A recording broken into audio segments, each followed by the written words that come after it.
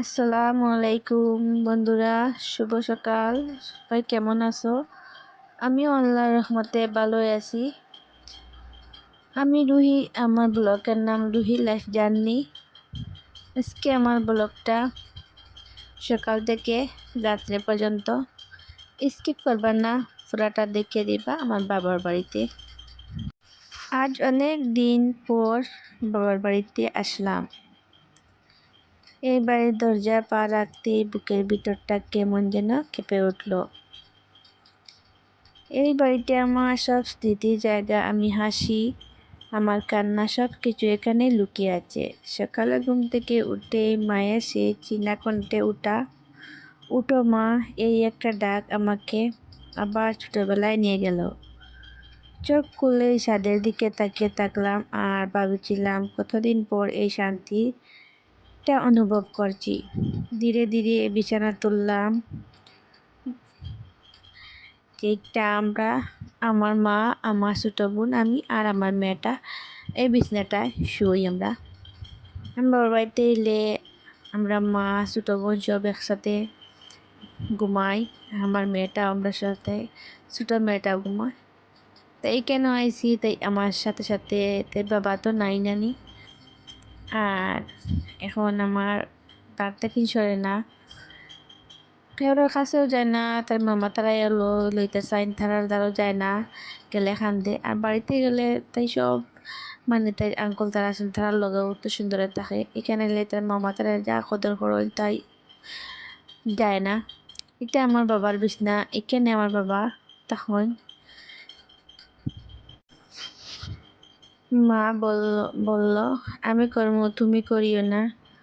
এই কথা শুনে আমি একদম চুপ হয়ে গেলাম।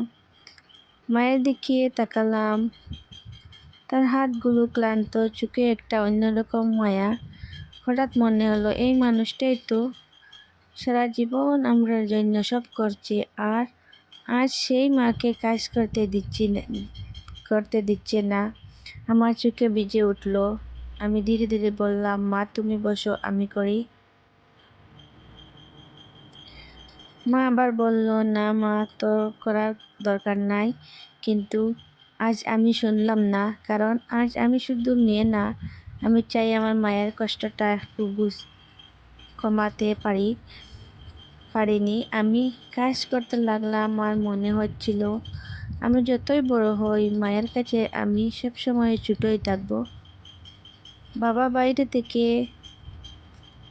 এসে বলল, মা আজ কি রান্না হয়েছে? এই কথাটা শুনে আমার বুকটা কেঁপে উঠল।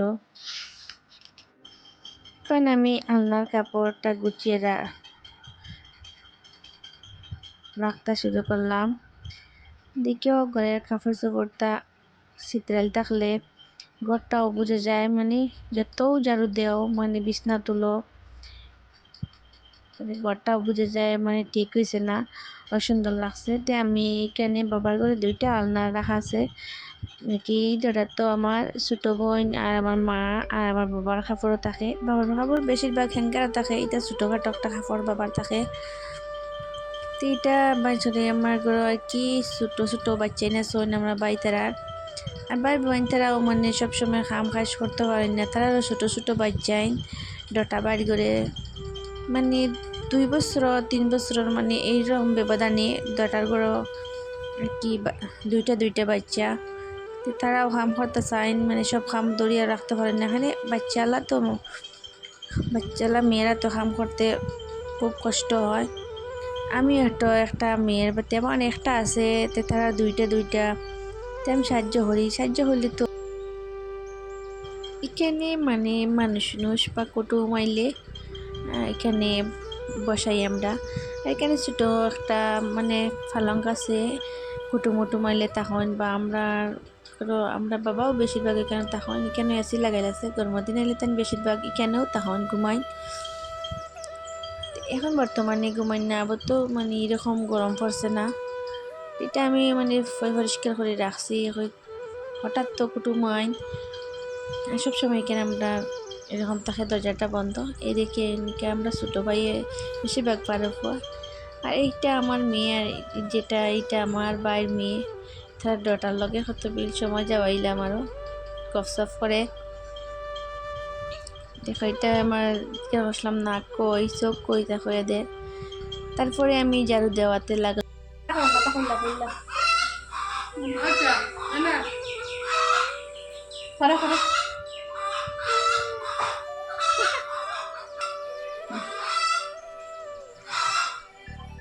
দোকানে দো নাক কেন দো নাক কেন নাক আদু দেখা আদু দেখো চোখ কেন দাঁত কেন দাঁত দেখেছেন আসান দাঁত দেখো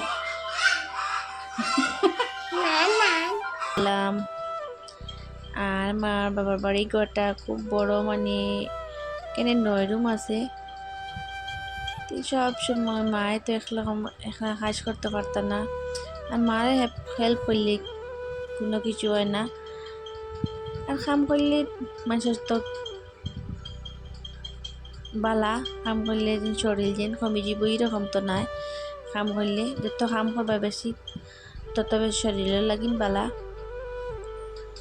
আর আমি বাবার বাড়িতেও বা আমার কেন মনে মনে বলবা বাবার বাড়িতে এত কাম, আমি বাবার কোনো জায়গা থেকেও আমি বসে বসে খাইতাম চাই না। আমার সবসময় যেন করে মানে কাম কাজ করবার। আমি তো এমন কিছু করি না, রান্না বান্না মানে কম করি, নইলে মানে ঝাড়ু জুড়ু বিছনা বাসনা তোলা এইসব কাম কি করি। মারে বল দেওয়াটা বলা সারা জীবন মায় আমরা লাগে কত কিছু করেন, আর আমরা মারে সামান্য কিছু বল দিলে আইতা কি করবো। সারা জীবন মা বাপে আমরা ফুইলা ফালিলা তারপরে ফরার বাড়ির দিলা এনেকে তো সব খাম কাজ করতে পারি। তে মারে বল দিলে কি হয়, মারে বল দিলে তোর বালা। এই দেখে আমার বাবার বাড়ির গরু, এদিকে কবুতর আসন। তো এখন আমি গড় মুছাতে লাগলাম। আজকে হইলাম মারে আমি সাম্প্রতিক গড় মুছি সুন্দর হইব। আর আমরা ঘরের যেটা ফ্লোর আছে এটা ব্ল্যাক, আর এটা দিকেও বেশি সামান্য দূর লাগলে বোঝা যায়, মানে বেশি জোর দেখা যায়। সামান্য দূর লাগলেও বোঝা যায় মানে পুরা ঘর নোংরা হয়ে গেছে গা এরকম।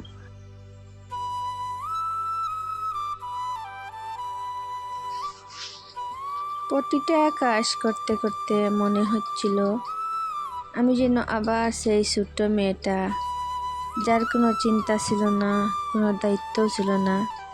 ঘর মুছতে মুছতে হঠাৎ চোখে পানি চলে আসলো, কারণ এখন সব কিছু বদলে গেছে। আমি বড় হয়ে গেছি, কিন্তু মনটা এখন এই বাড়িতেই আটকে আছে।